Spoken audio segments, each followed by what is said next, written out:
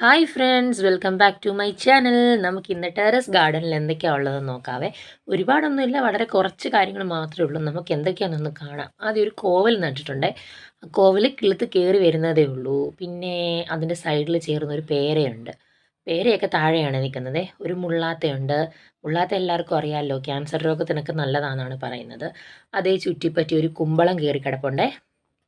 പിന്നെ കുറച്ച് മഞ്ഞളൊരു തെർമോക്കോൾ ബോക്സിനകത്ത് നട്ടിട്ടുണ്ട്. അതിൻ്റെ സൈഡിൽ തന്നെ നമ്മുടെ ഒരു വെള്ളരി കണ്ടോ. ഇതിൽ കൂടുതൽ വലുപ്പം വെക്കുമോ ഇല്ലയോ എന്ന് എനിക്കറിയില്ല. എന്തായാലും 2-3 ദിവസം കൂടെ കഴിയുമ്പോൾ അത് നമുക്ക് കട്ട് ചെയ്തെടുക്കാം. പിന്നെ ഇതിൻ്റെ ഇടയിൽ ഒരു വെള്ളരിക്ക ഉണ്ടാകുന്നുണ്ട്. പക്ഷേ അത് വലുതാകുമോ, ചിലപ്പോൾ ചീഞ്ഞു പോകുമോ ഒന്നും അറിയില്ല. ഒരുമാതിരി മുരടിച്ചതുപോലെ നിൽക്കുന്നത് കണ്ടോ. അതിൻ്റെ അപ്പുറത്ത് ഒരു ചെറിയ കായ ഉണ്ടാകുന്നുണ്ട്. നമുക്ക് വെയിറ്റ് ചെയ്യാം എവിടം വരെ ആകും എന്നുള്ളത് നമുക്ക് നോക്കാം. പിന്നെ ഓരോ കവറിനകത്തും മഞ്ഞളും ചീരയും അതായിട്ടിരിക്കുന്നത്.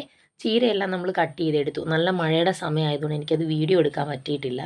പിന്നെ ഒരു നിത്യവഴുതനയുണ്ട്. അതിനകത്ത് കായൊന്നും ആയിട്ടില്ല, ജസ്റ്റ് പൂ കുത്തി വരുന്നതേ ഉള്ളൂ.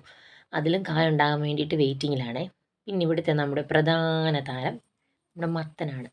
ഈ ചെറിയ മത്തൻ എന്തോ കണിമത്തനെന്നോ അങ്ങനെ എന്തോന്ന് തോന്നുന്നു പറയുന്നത്. ഇതിൻ്റെ കറക്റ്റായിട്ടുള്ള പേര് എനിക്കറിയില്ല. അവരോട് പറഞ്ഞ് കേട്ടുള്ള അറിവാണേ.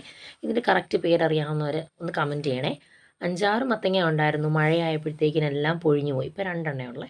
പിന്നെ നമ്മുടെ പയർ മുളച്ച് വരുന്നതേ ഉള്ളൂ. അതെല്ലാം മാറ്റി നടണം. പിന്നുള്ള സ്ഥലത്ത് സൈഡിലൊരു മുരിങ്ങ നട്ടിട്ടുണ്ട്.